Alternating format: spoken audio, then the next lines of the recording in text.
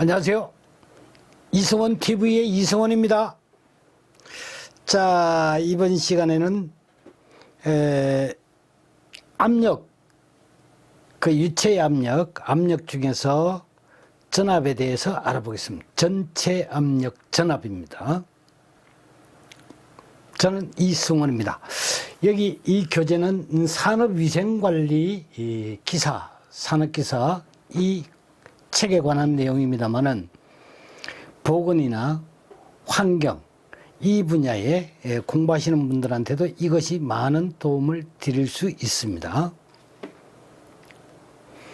자, 여기서는 지금 현재 산업환기 기초 분야에서 전압, 그러니까 환기 시스템에서 전압, 압력 부분을 다루고 있습니다.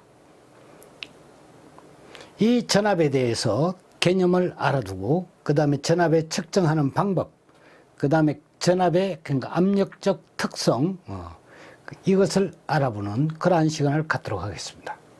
우리 이 기문사 책에는 교재 529페이지에 이와 관련되는 내용이 있습니다. 이것에 대한 보충 자료라 이렇게 보셔도 좋습니다. 자, 여기에 이제 관이 있습니다. 이거는 관 벽면입니다. 여기도 관 벽면입니다. 양쪽의 관로에 지금 이 하얗게 전기 모양으로 흐르는 것이 이제 가스, 유로, 가스라고 보면 됩니다. 그러니까 수질이나 이런 분야에서는 이걸 물로 보시면 돼요. 예. 그러니까 뭐냐면 유체를 다루는 분야에서는 대기, 수질 이거와 관련이 없습니다. 여기에 이제 분체를 해가지고 아주 가루 상태로 그렇게 만들어가지고 보내더라도 이것도 뭐가 됩니까? 하나의 분체를 이송하는 거지만 공기 흡입 방식을 취한다고 그러면 결과적으로 이것도 뭐가 됩니까? 유체에 들어가고 그 다음에 물에다가 슬러리 형태로 뭐냐면 보내더라도 이것도 역시 유체로 보는 겁니다. 그래서 이 폐기물 물에 의해서 수송하는 방식 이런 것도 이제 하나의 여기에 해당이 된다 이렇게 보실 수 있어요. 자, 전압 우리가 이제 총압력이라 이렇게 얘기를 합니다. 이 전압은 여기에 이제 측정하는 위치가 뭐냐면 관로의 그 중앙입니다. 이 중심선을 쭉 껐을 때 이 관로의 그 중앙에서 구멍을 이렇게 뚫어놨죠. 이 부분에 측정해야지만 전압이 측정이 됩니다. 그래서 가스 유로 이거는 지금 가스로 봤을 때 가스 유로의 중앙에 이 구멍을 일치시킵니다. 이 구멍은 그럼 무슨 구멍이죠? 그러면 이것은 전압공이라고 합니다. 전체 압력을 측정하는 전압공이다 이렇게 보시면 돼요. 이게 전압공이다. 구멍공을 써가지고요. 그래서 이제 유로의 중앙에 일치시킨다. 전압공. 요게 전압공입니다. 자, 전압의 개념은 유체가 흐르는 총에너지, 에너지를 압력 단위로 나타낸 것이 전압입니다. 그러니까 총에너지라는 것은 뭐가 됩니까? 여기에 위치 에너지, 그 다음에 속도 에너지, 이런 것들이 여기에 전부 다 포함이 되는 거예요. 그것을 전부 다 합한 에너지다. 이렇게 봐야 되겠죠. 자, 그 다음에 측정 위치는 관로의 중심에서 측정해야 됩니다. 그래서 이 벽면이나 다른 곳에서 여기에 이제 관로의 중심을 벗어나게 되면 정확한 전압이 측정되지 않습니다. 전압의 작용 방향은 어디냐? 그러면 유체가 지금 이렇게 흐르니까 이 방향으로 작용한다. 이렇게 봐야 되겠죠. 그 다음에 이제 이 압력의 단위는 미리 H2 내지는 미리 HG, 미리 톨루엔 이런 것들을 넣을 수 있습니다. 여기에 이제 뭐냐면 미리 H2라고 하는 것은 여기에 봉액, 그러니까 계기에 뭐냐면 넣는 액을 봉액이라고 합니다. 이 봉액을 물을 사용했다. 그러면 요 측정하는 압력의 단위가 미리 H2 됩니다. 여기에 물을 사용한 거예요. 물을 사용하게 되면 전압의 값, 요게 만약에 4mm, 그러니까 10mm를 얻었다. 요 높이가 10이에요. 그러면 이제 10mm H2 이렇게 갖다 붙이는 거예요. 그 다음에 이걸 뭐냐면 수온을 넣었다. 네. 수온을 넣게 되면 요거는 똑같이 이제 10을 쓰는데 밀이라고 쓰고 HG라고 쓰는 거예요. 이렇게. 예. 그러니까 봉액이 뭐냐에 따라 가지고 요게 압력 표기가 달라진다는 거죠. 톨루엔을 쓸 수도 있습니다. 물보다 가볍죠. 그러니까 뭐냐면 높이가 더 어떻게 되면 높게 나타나는 겁니다. 물을 넣었을 때보다. 그래서 이런 것들은 이제 미압계, 아주 미세한 압력을 측정할 때는 물보다 가벼운, 물의 비중이 1이죠. 물의 이 비중은 1입니다. 얘는 1.0이고, 그 다음 얘의 비중은 어떻게 됩니까? 13.5952가 됩니다. 이 말은 결과적으로 물보다 13.5952배가 무겁다. 이렇게 봐야 되겠죠. 그러니까 뭐냐면 똑같이 10mm H2O가 10mm HG로 되지가 않습니다. 이걸 이제 환산하게 되면 어떻게 됩니까? 그래서 여기에 1mm HG의 뭐냐면 그 값을, HG의 값은 바로 뭐가 됩니까? 이 비중의 차, 13.5952. 52 미리 H2O에 해당이 됩니다. 이 값으로 되는 거예요. 그러니까 뭐냐면 수원주로 요게 1mm가 올라간다 했을 때는 물을 넣게 되면 어떻게 됩니까? 13.6mm 정도가 올라가게 되는 거예요. 무거우면 어떻게 됩니까? 적게 올라가는 것이고, 가벼우면 높게 올라가는 거예요. 그럼 톨루엔을 넣었다고 그러면 어떻게 될까요?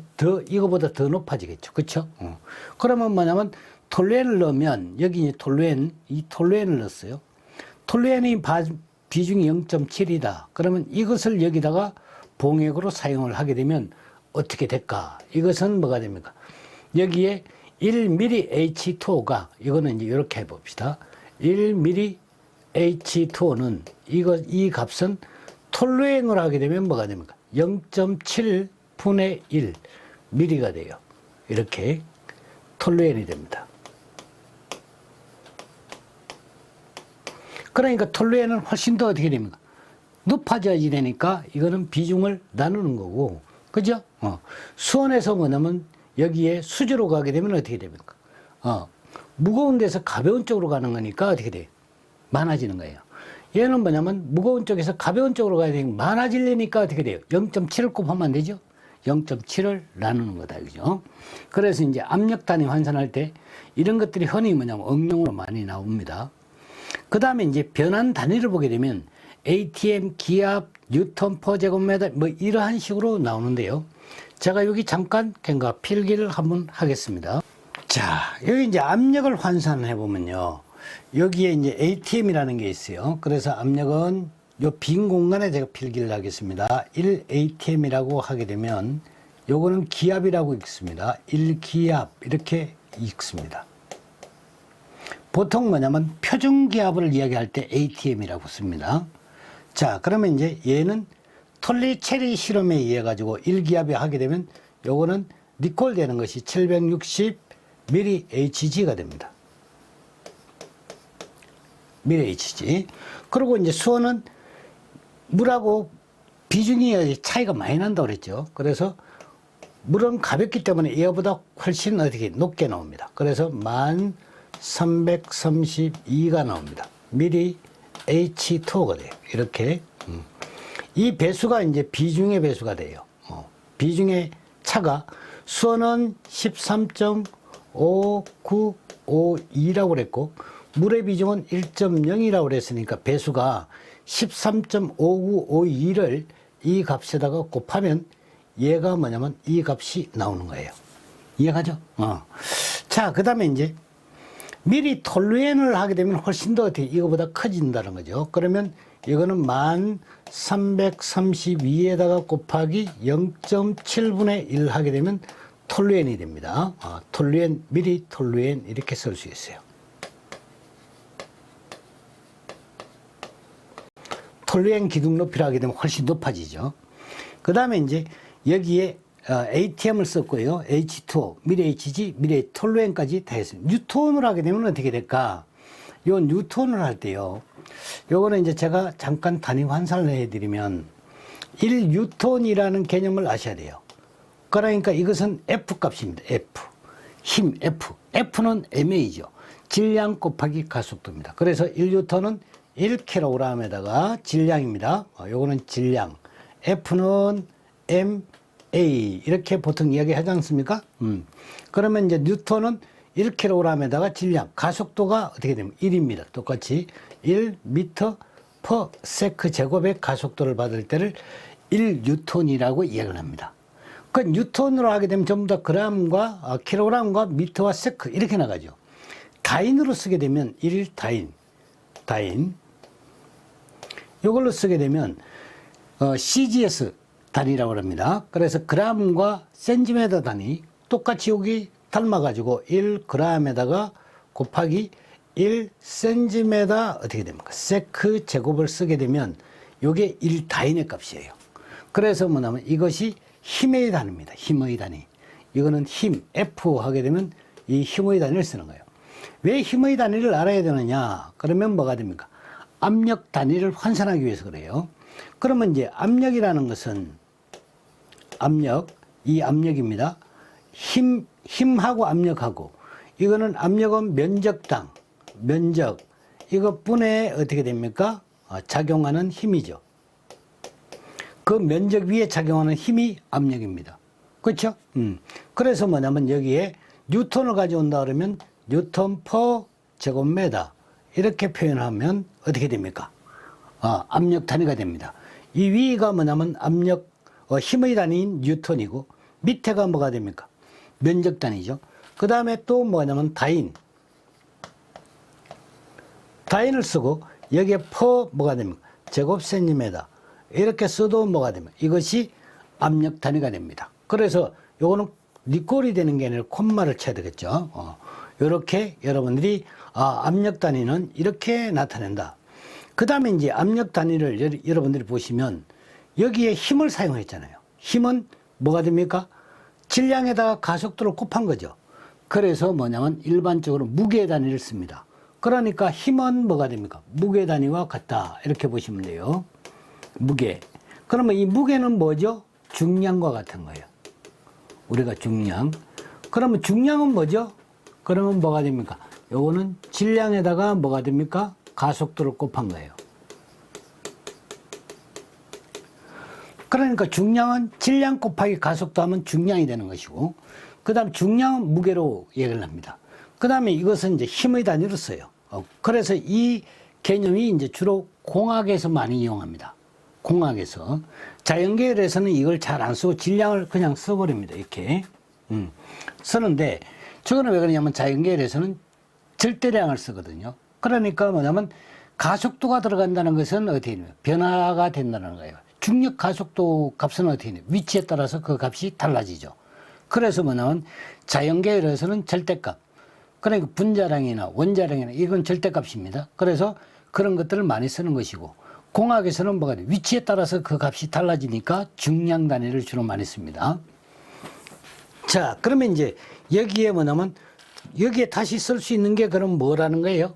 중량 단위를 쓸 수 있다는 거죠. 그래서 이 단위가 이렇게 표현이 되는 거예요. 킬로그램 중 퍼 제곱미터 이런 단위를 쓸 수 있어요.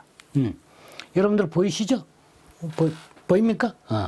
또는 뭐냐면 그램 중 어떻게 됩니까? 퍼 제곱 센티미터 이런 단위도 쓸 수 있습니다. 면적당 이건 힘이죠.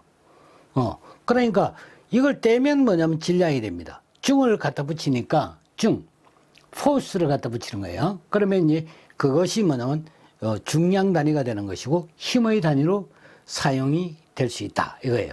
그래서 이제 이런 것들을 여러분들이 이제 단위 환산할 때 즐겨 이용하는 그런 값들이 되는 겁니다.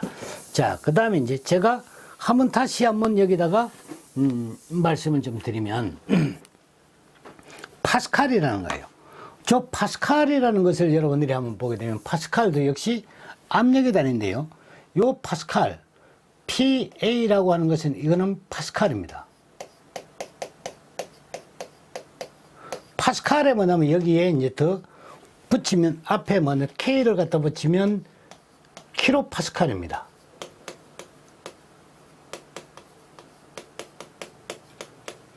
이렇게 읽고요. 그 다음 뭐냐면 M을 갖다 붙이면 뭐가 됩니까? 킬로파스칼과 M을 갖다 붙이면 메가파스칼이에요. 요거는 이제 메가의 의미입니다. 그러니까 뭐 앞에 여기 이제 K가 붙었으면 킬로, 여기에 M이 붙었으면 메가. 그래 메가파스칼, 킬로파스칼 이러한 그러니까 압력값으로 많이 이제 써요. 왜 그러냐면 파스칼 자체가 미량입니다. 단위가 좀 낮아요. 그래서 소수점이 찍히고 뭐 그러니까 보통 뭐냐면 이제 나타낼 때 단위가 값이 커요. 그러니까 뭐 값이 크다 보니까 이게 이제 킬로파스칼이나 이런 걸 쓰게 되면 이제 좀 작은 단위로 1단위나 뭐 10단위나 뭐 이런 식으로 이제 단위가 좀 이제 저하되겠죠. 그러한 형태를 쓰기 위해서 이제 보통 파스칼보다는 얘를 많이 씁니다. 압력 단위를 쓸 때. 그러한 형태로 이제 우리가 이제 이해하시면 되겠고. 그럼 이제 파스칼이라는 이 값은 어떻게 되지? 그러면 뭐가 되면 1파스칼이라는 값은 어떻게 됩니까? 1뉴턴 퍼 제곱미터와 같은 거예요. 이건 값이 같아요. 그럼 우리가 앞에서 뭐냐면 뉴턴 퍼 제곱미터. 이걸 그러니까 환산을 할 수 있죠. 그죠? 그러면 이제 이 파스칼은 뉴턴 퍼 제곱미터와 같다. 그죠? 그래서 여기에 이제 뉴턴과 파스칼을 이제 이해를 했어요. 그리고 이제 이걸 환산할 때는 어떻게 하느냐 보면, 자, 1기압은 어떻게 되느냐면, 1기압이라고 하는 것은 1332kg 중 퍼 제곱미터에 해당이 됩니다. 이거는 뭐냐면 암기하시는 게 좋아요. 요 값을. 그래서 이제 미리 H2하고 이 값이 같습니다. 1332 미리 H2에 해당이 되죠. 그래서 이제 이것은 1 미리 H2는 그래서 그렇기 때문에 여기에 이제 1 미리 H2O 얘는 뭐가 됩니까? 1kg 중 퍼 제곱미터와 같다. 이렇게 하는 거예요. 그래서 보통 뭐냐면 압력 손실이나 이런 단위를 나타낼 때 미리 H2를 많이 씁니다. 그것은 kg 중 퍼 제곱미터와 같은 거예요, 단위가. 그래서 이제 이 기압을 이렇게 했을 때 얘가 1기압에 해당되는 것이 이렇게 됐을 때는 뭐냐면 이것이 X값의 뉴턴 퍼 제곱미터로 나오는지 이걸 한번 살펴보자 이거죠. 그래 뉴턴 퍼 제곱미터로는 그 1기압이 과연 얼마일까? 그러면 이제 여기에 X값을 넣고요. 여기에 이제 뉴턴 퍼 제곱미터로 나와야 되니까 이걸 앞에다가 쓰겠습니다. 니콜 붙입니다. 붙여놓고는 얘가 1332죠. 10332를 쓰고요. 킬로그램 중을 씁니다. 이렇게 중을 쓰고 제곱미터 이렇게 했죠. 이렇게 했을 때 이 뉴턴으로 가기 위해서는 뭐가 됩니까? 질량으로 가야 됩니다. 이 뉴턴으로 환산할 때는 유의해야 되는 사항입니다. 그래서 여기에 뭐냐면 지금 뭐가 되면 킬로그램 중이죠. 중력 가속도가 들어가 있는 거예요. 그래서 여러분들이 개념상으로 여기다가 하면 F를 넣으세요. 중을 넣는다고 생각하고 중을 넣으면 여기에 어떻게 되면 떨어집니다. 지워진다는 거예요. 거기다가 뭐냐면 중은 어떻게 됩니까? 9.8 중력 가속도 8 미터 퍼 세크 제곱이다. 이렇게 되죠. 그러면 요게 뭐냐면 값이 질량으로 썼을 때는 이런 값이 나와요. 1332kg 곱하기 9.8 곱하기 메타 9.8 메타 여기는 제곱미터 세크 제곱 이러한 형태로 나와요. 그렇죠. 질량을 쓰게 되면 그렇게 됩니다. 거기다가 이제 뭐냐면 여기다가 뉴턴을 한번 교체를 해보자 그죠. 그러면 이제 1뉴턴이라는 것을 여기다가 해야지만 뉴턴이 나오겠죠. 여기 단위가 뉴턴이니까 1뉴턴은 1kg이 1m per 세크 제곱의 가속도를 받을 때의 힘이라고 그랬죠. 그래서 1kg이 이렇게 똑같이 쓰는 거예요. 1m per 세크 제곱의 가속도를 받을 때를 이렇게 씁니다. 그러면 요 단위가 어떻게 되면 끊어집니다. 이렇게 세크 제곱이 끊어지죠. 그 다음 뭐냐면 여기 미터가 어떻게 됩니까? 이렇게 끊어지죠. 킬로그램이 어떻게 됩니까? 이렇게 끊어지죠. 다 끊어졌어요. 그러면 남아있는 단위가 여기 뉴턴이고 여기에 뭐냐면 제곱미터. 이 값을 계산기로 뭐냐면 딱딱딱 때려가지고 환산하게 되면 바로 뭐가 되면 이 값이 뉴턴 퍼 제곱미터로 환산이 되는 겁니다. 이해가십니까? 예. 그 다음에 이제 여러분들이 여기에 있는 PSI라는 겁니다. 그럼 PSI라는 것은 뭐가 되느냐? 이 값은 단위가 뭐가 되느냐면 이거는 파운드입니다. 파운드 약자예요. 그러면 파운드는 LB 이렇게 쓰죠. LB 이렇게 쓰는데 압력 단위로 PSI를 이야기하는 거니까 이것은 중을 붙여야 됩니다.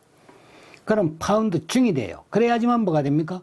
무게가 되는 거죠. 그렇죠. 그냥 단순히 파운드 하게 되면 우리가 질량이 됩니다. 파운드 중을 붙였어요. 요거는 퍼, 요거는 S가 뭐냐면 스퀘어입니다. 제곱의 약자입니다. 제곱. 요런 거 뭐가 됩니까? 스퀘어 메타. 요런 거 스퀘어 센티메다. 요런 거 스퀘어 피트. 요런 거 인치인데 뭐냐면 제곱이다. 스퀘어 인치. 그러니까 뭐냐면 제곱이 붙는 것들은 전부 다 면적 단위로서 스퀘어라고 읽습니다. 그러면 이제 여기에 뭐냐면 파운드, 퍼, 요거는 스퀘어 인치라는 거니까 이렇게 단위를 쓰게 되면 이런 단위가 됩니다. 스퀘어 인치. 파운드, 퍼, 스퀘어 인치가 된다는 거예요. 세제곱은 큐빅이라 합니다. 자, 그러면 이제 이러한 단위로 환산하는 것도 뭐냐면 가능합니다. 여러분들이 이제 뭐냐면 알아둬야 될 기초 개념의 이제 단위 중에서 이런 게 있습니다. 가장 기본적으로 1파운드라는 거예요. 1파운드, LB라고 이제 이렇게 쓰는데요. LB, 이렇게 씁니다. 그러면 이제 질량을 그러니까 해도 좋아요.